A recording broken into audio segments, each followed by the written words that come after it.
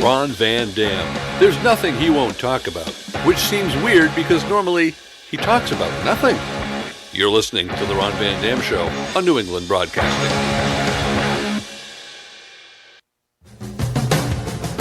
Good morning, good afternoon, good evening, good night. It's the Ron Van Dam Show. Sure, what? Hold on tight, things can get a bit weird, if you like that sort of thing. What do you want from me now? Oh, God, leave me alone. Oh, that's right, you put a quarter in the machine. Now I have to do a show for you. All right, fine, whatever.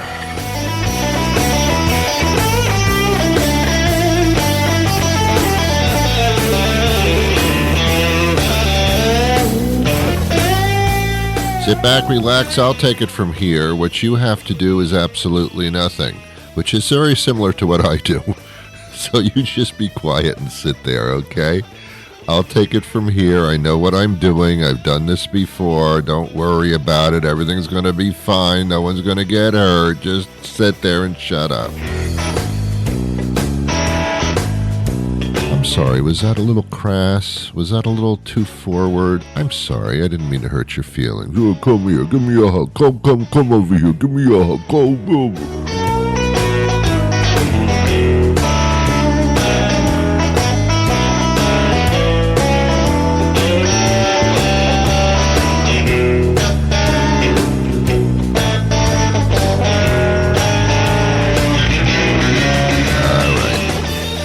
I'll do it.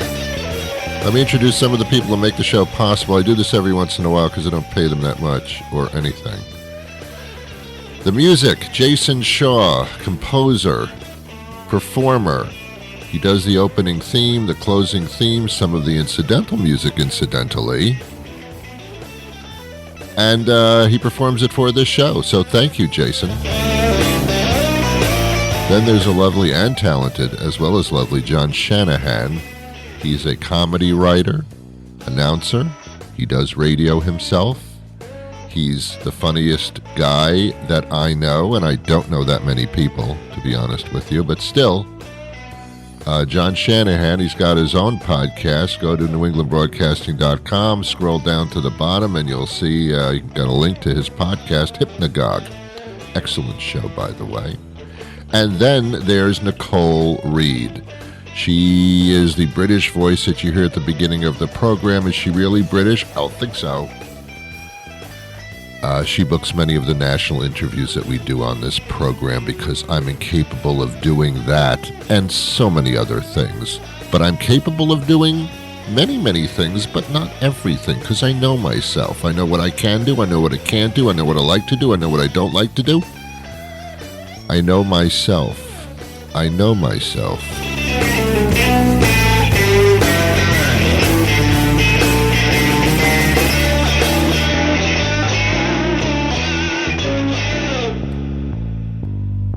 All right. Well. I'm quite proud of the fact that I know myself. I've talked about this before, as I have about everything else. People walk around saying, I'm trying to find myself. Have you looked under the cushions in the couch? Because that's where your keys are. Oh, sorry, we don't do keys anymore. That's where your fob is. It's the fob. Sounds like a laundry detergent, doesn't it? Yeah, young people trying to find themselves. I don't know who I am. Well, you've got a problem. I mean, seriously, if you don't know who you are, if you couldn't pick yourself out from your own police lineup, then I don't know what to say to you.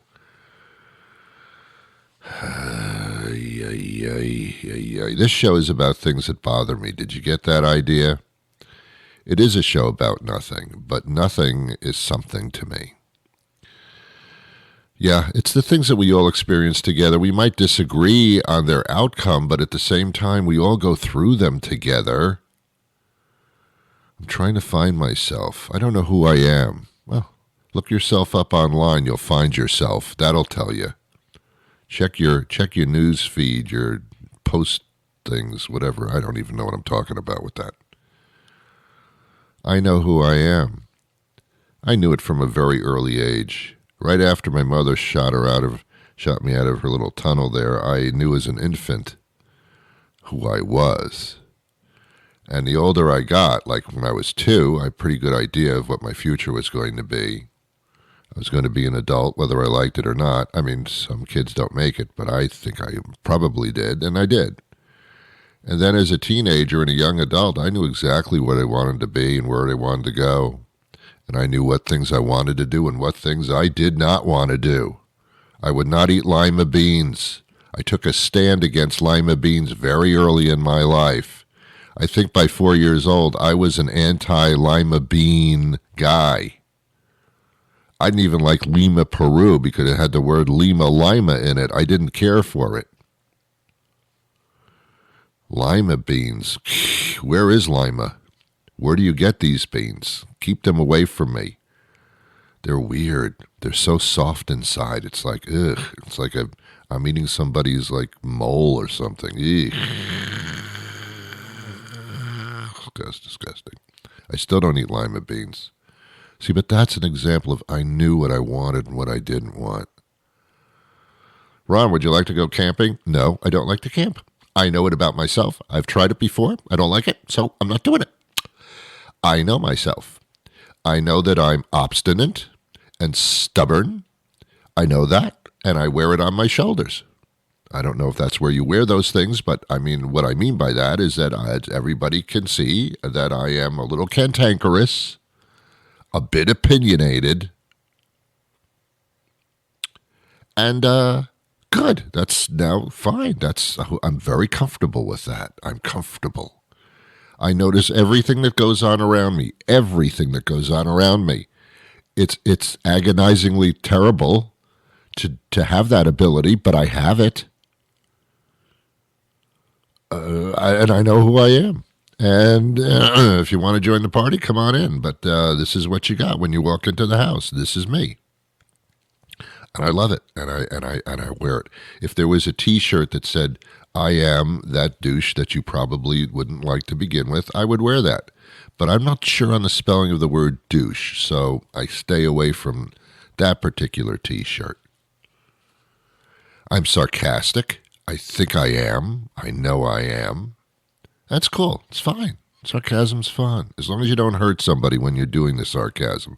Because I never aim to hurt anybody, because I am the nicest guy you'll ever meet.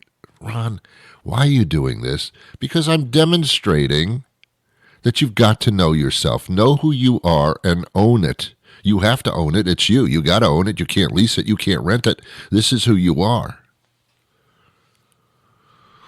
Yeah. Some people aren't good at relationships. They suck at it. They don't know what to do. They don't know what to say. They're not comfortable in them. They're not trusting of them. They think they're going to end. They think they're destructive. Don't have them.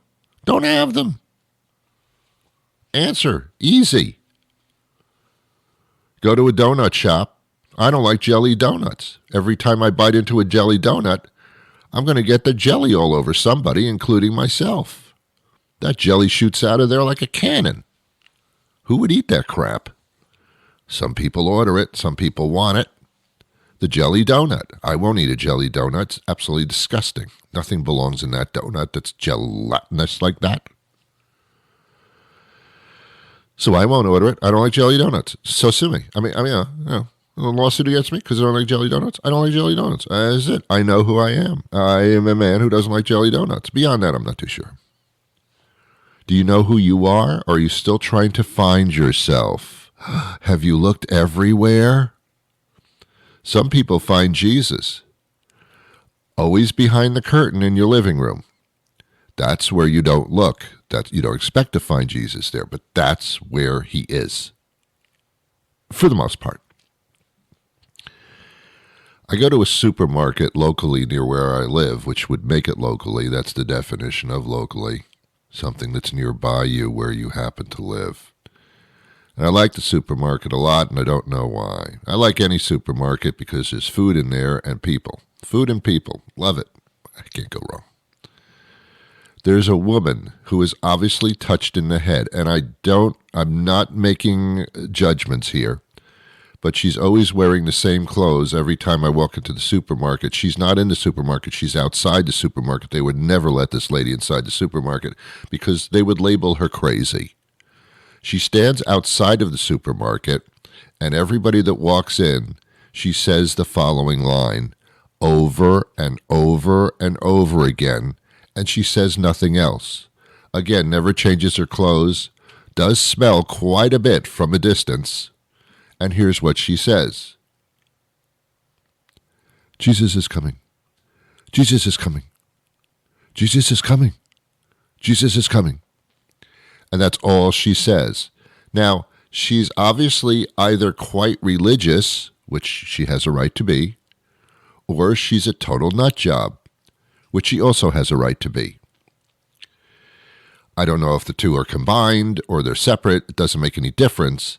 But she's there every single morning for hours saying, Jesus is coming. Jesus is coming soon. Jesus is coming soon. Sometimes she'll throw the word soon into it just to mix it up a little bit, you know. You don't want to say Jesus is coming all the time. It's like, okay. All right. But if you throw the word soon in it, which he does every once in a while, Jesus is coming soon, then it's like, oh, okay, not only is he coming, but could be quite soon. A little more information there.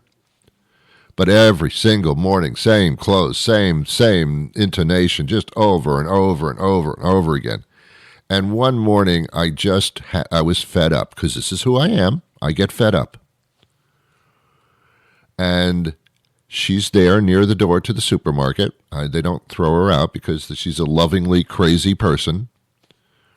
I'm walking up, and she looks at me as I'm walking, and she goes, Jesus is coming soon. Jesus is coming soon. Jesus is coming soon. And I turned to her, and I just was in the mood, and I said to her in a loud voice so she could hear me. I didn't want to approach her. I just said it as I was passing by.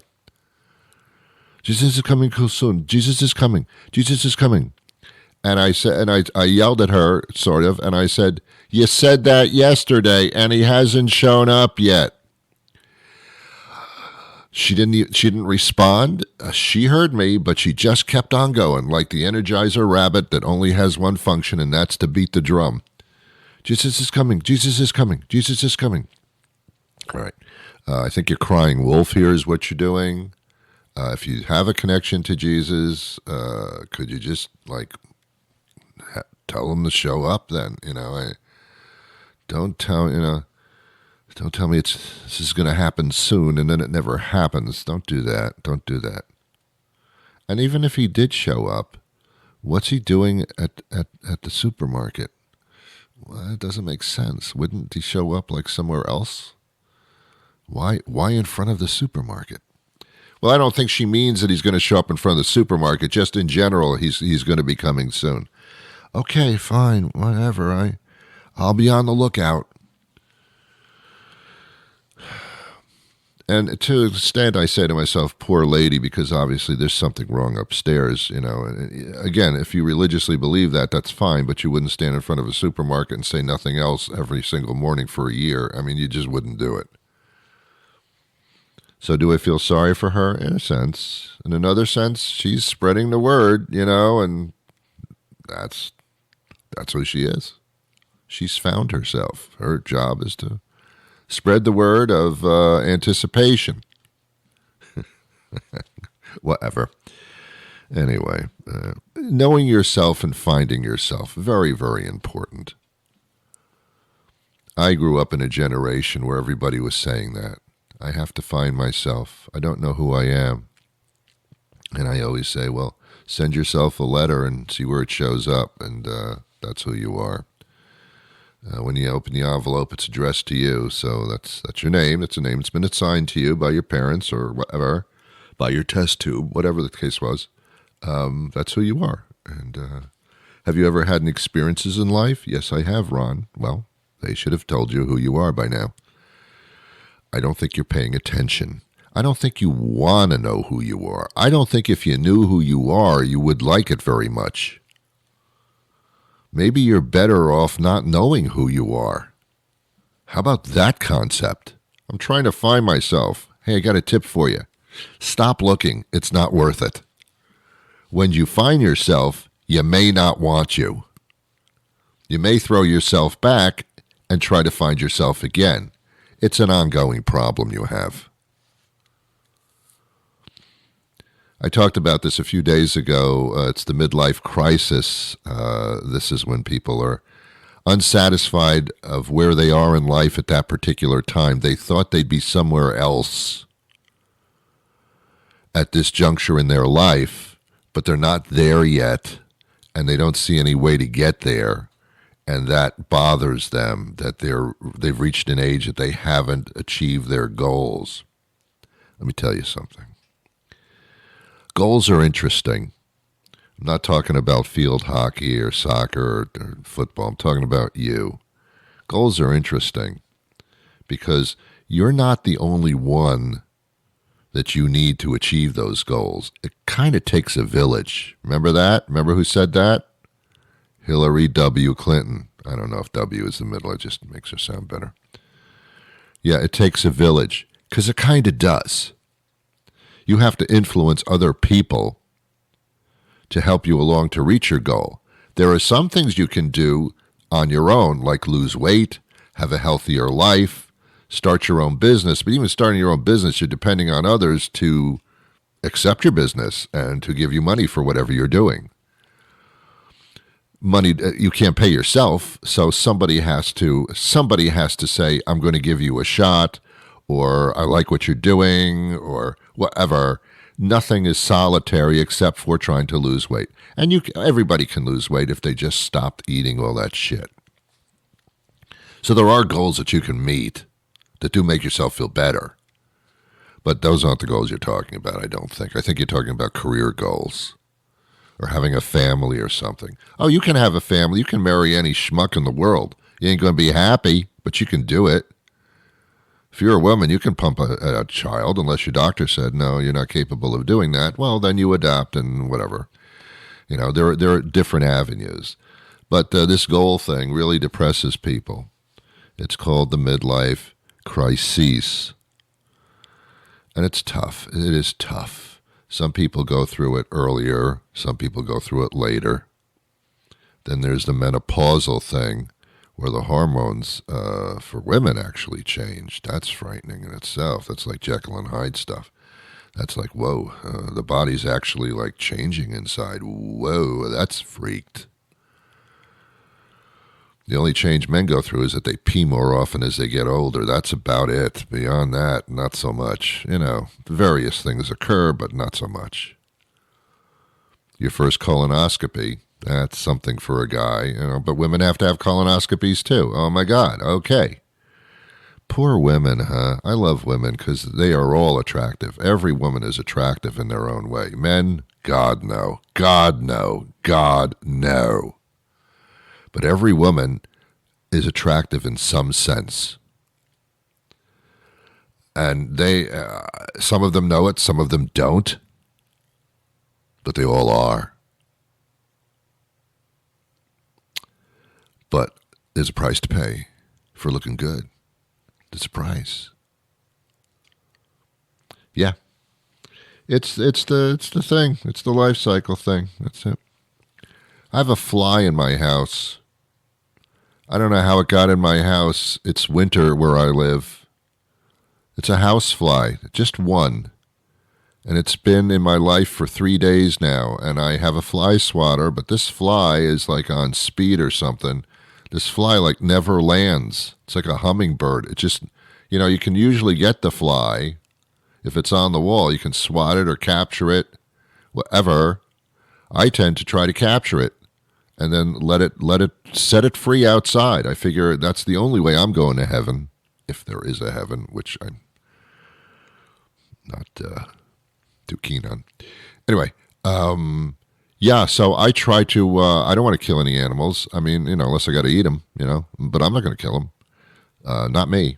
I'm not going to watch that. So I try to trap the fly with a cup and a piece of paper or something, and then I let it free. And then there's a song, Born Free. I don't know if you've heard it. Depends on what generation you're in. Born Free is a song. It's about lions and stuff. I play that in the background as I'm releasing the fly. But I haven't caught this fly because it is elusive and will not land anywhere for me to actually capture. the fly, or kill it if I have to, if it really pisses me off.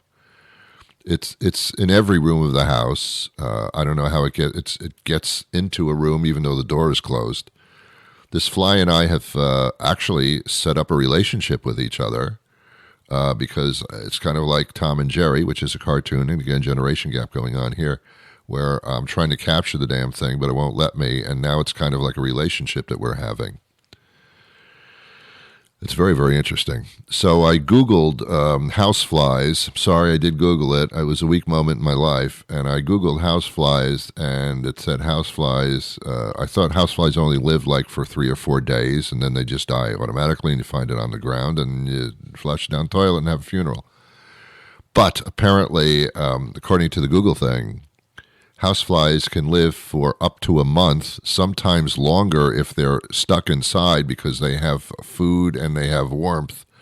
So they can live longer than a month, this one pesky housefly.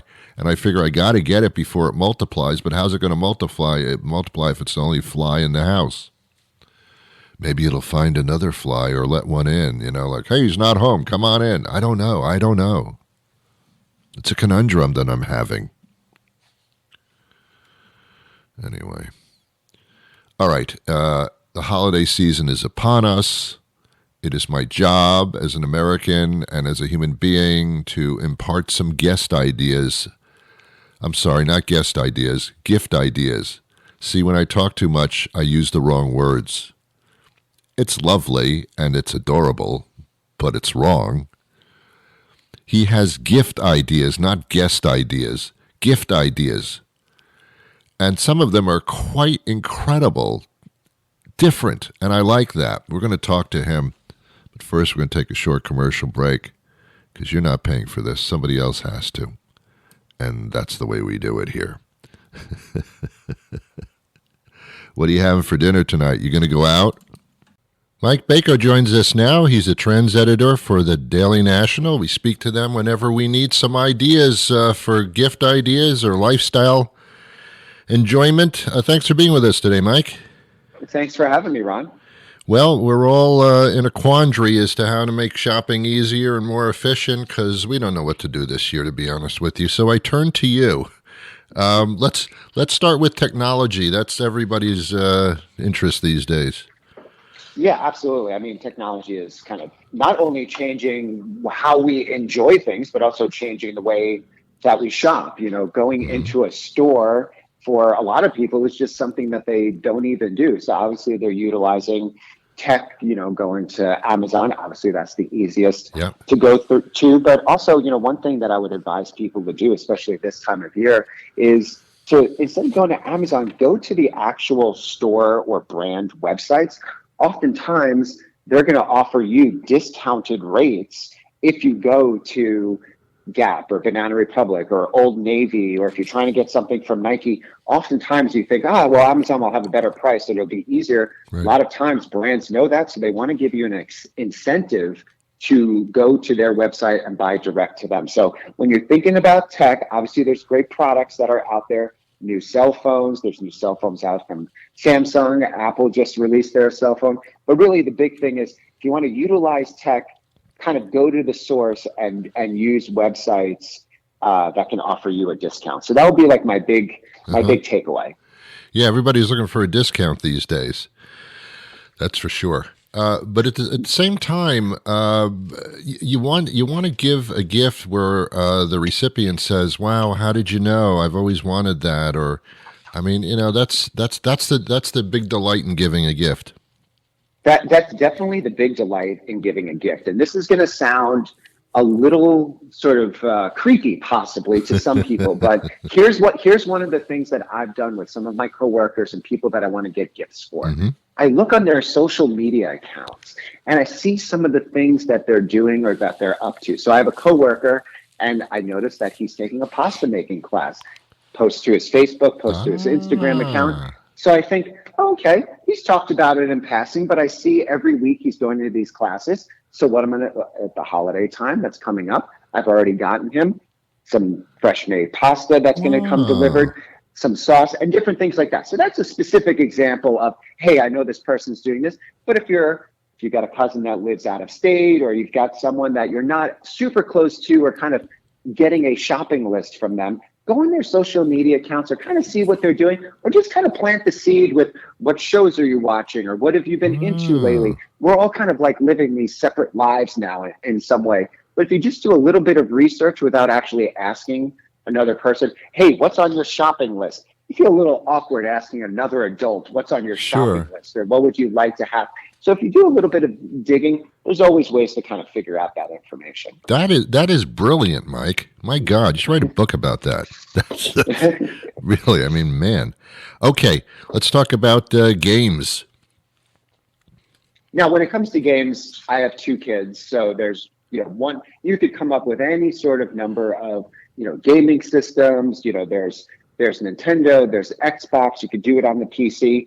This is one where I actually have 2 recommendations that right out of the bat, every kid, age range between say like 4 and 10 are going to love. There's 2 video games. One is from the popular TV show Bluey. It's called Bluey the Video Game. And then every parent may be sick of hearing this, but Paw Patrol World is also another video game that's come out. It's called Explore Adventure Base. So if you have kids, you've certainly watched enough Bluey on Disney, and you've certainly watched enough Paw Patrol to kind of know all the characters. So these games are based off of those characters. So those two are, sure shot. You just kind of get those. Every kid will be 100% happy and entertained with those 2 games. You don't have to do any espionage online to figure out what you want to do when it comes to that. Yeah, kids are kind of obvious in that way. Okay. Yes. Now, what about apparel? That's tough to get for people, but what's something that everybody might like? It's tough to get for people, but also because so many people are staying home with their streamers and watching their movies, online. Certainly, like think about Netflix right now. One of the biggest movies that's planning to come out or is in theaters, at least here in New York, the Bradley Cooper movie about Leonard Bernstein, Maestro. So that's in theaters, but also by the time the holidays come, it's going to be on Netflix. The Leonardo DiCaprio, Martin Scorsese movie is on Apple TV. So people, instead of piling into a car on Christmas Day and going to watch a movie in a theater, everyone's staying home. So one of the things that I would recommend is, get some of those like fuzzy blankets that you could all gather under, get those Snuggies or the Bedshore, big, wearable blankets. Just kind of get some of those. They're all within price points between $30 and $60. If you just want to get 3 or 4 of those or 2 big blankets, and instead of all piling into a car and going out and waiting in line at a movie theater, there's great options that you could watch at home. That's pretty cool. And the popcorn is cheaper and it doesn't have to be as salty. So that's also... The popcorn is cheaper and you don't have to navigate with getting the top 10 kernels smothered in butter and then realize once your hands are disgustingly buttered and then you're dipping down a little bit lower, you don't have to say like, wait a minute, what happened? So yes, you can definitely be more in control of the butter dispersion. You don't want to go through that. That's awful. You don't want to go through that. Let's talk about gifts that might be a little bit different than one might usually go. Yeah, so this one, again, this one's a very specific, mention. So there's a brand called Polaris, and they have power sports, outdoor recreational vehicles like ATVs, motorcycles.